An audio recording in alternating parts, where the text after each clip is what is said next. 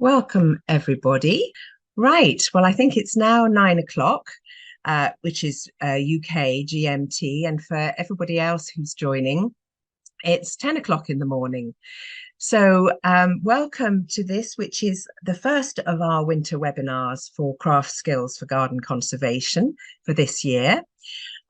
We've got lots of people still joining. It takes a few minutes for everyone to join. So I'm going to do a brief introduction about the scheme before we get into the presentation proper. If you've joined us before for any of these webinars, this will seem rather familiar, I think.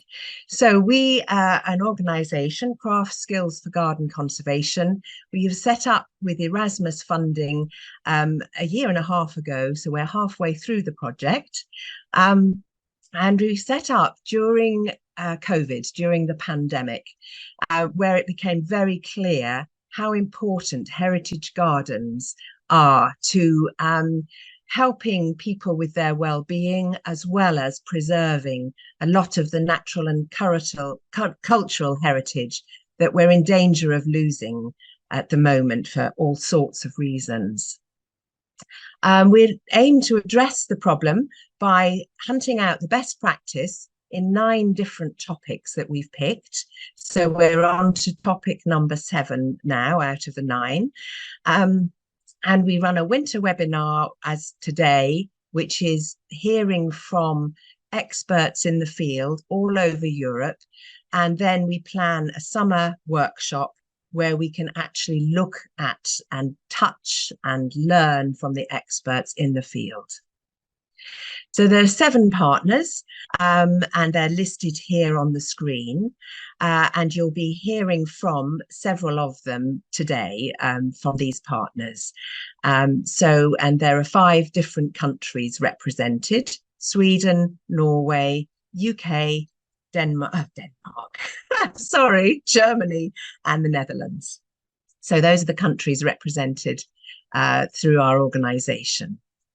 It's a 3-year project, and when we've finished our webinars and workshops, we will be having further seminars online and in person to disseminate a lot of the learning that we've hopefully taken on board in the 3-year Erasmus funded project. So this is an overview of the programme, and you can see that we're already quite a long way through. We'll be talking later on about the dates for the practical workshops, but they will be updated on the website, and you can find all that on our website. So now we'll make a start on today's webinar, which is the management of orangery plants in historic gardens. And so it's a topic that is quite close to my heart. So I haven't even introduced myself. I'm Kate Nicoll, by the way.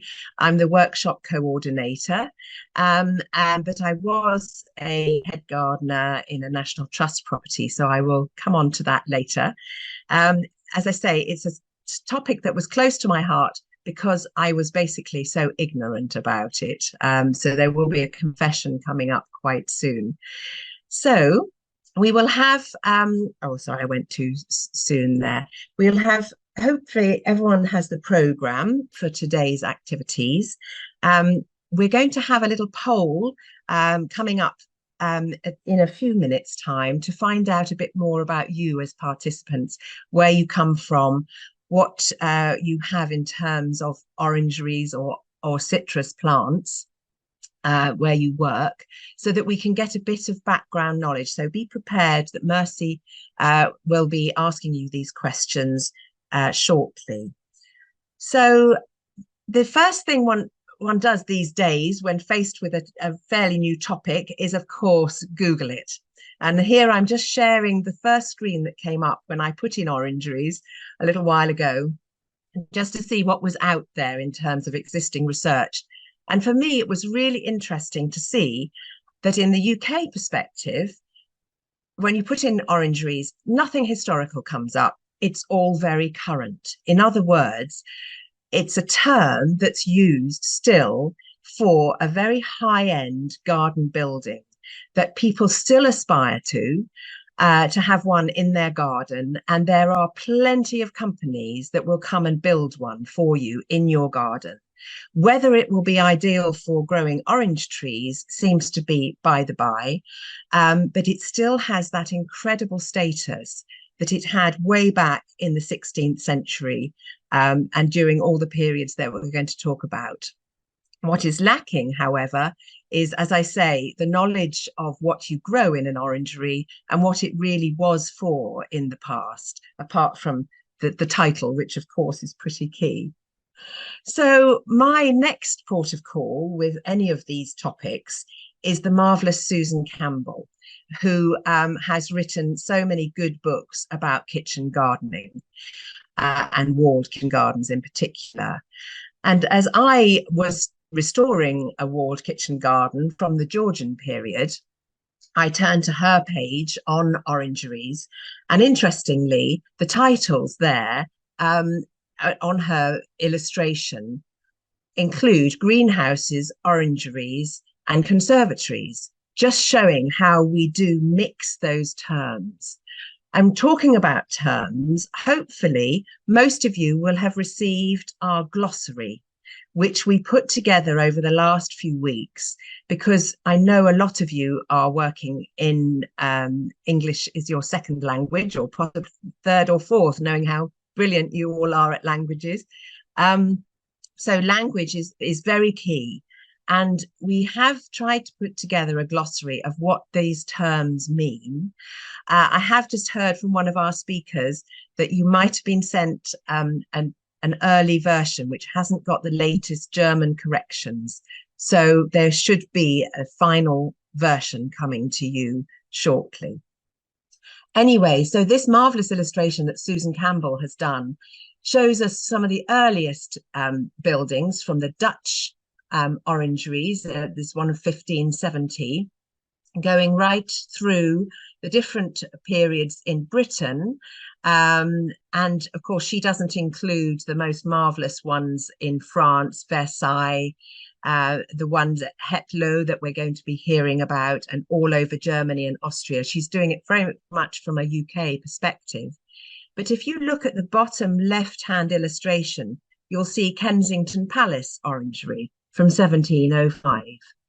And when I started doing some research on that, I discovered that when I expect you all know about world exhibitions, which were a real thing in the early part of the 20th century.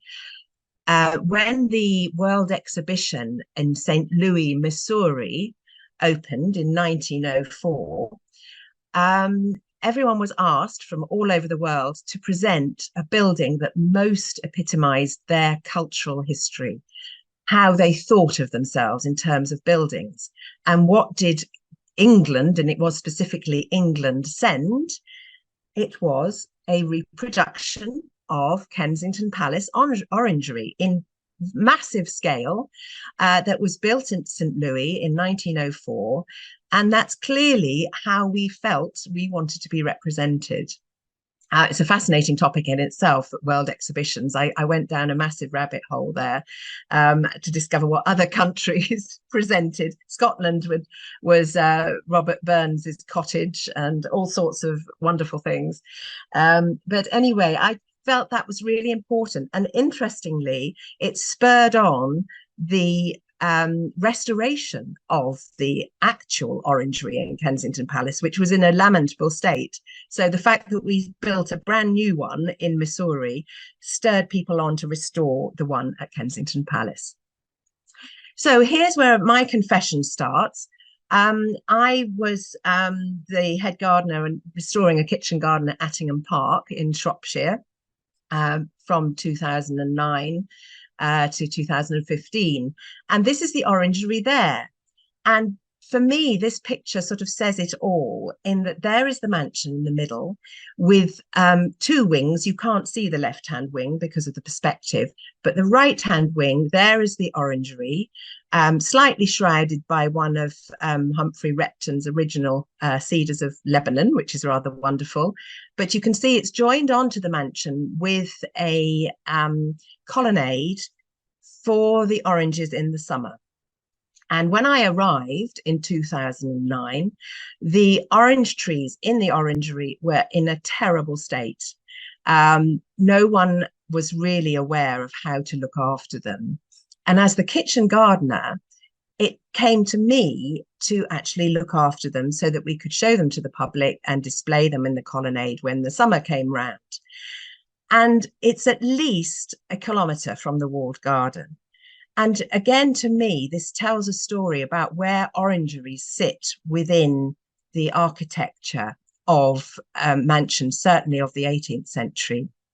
They're much closer to the mansion, to the house, than they are to the rest of the productive garden.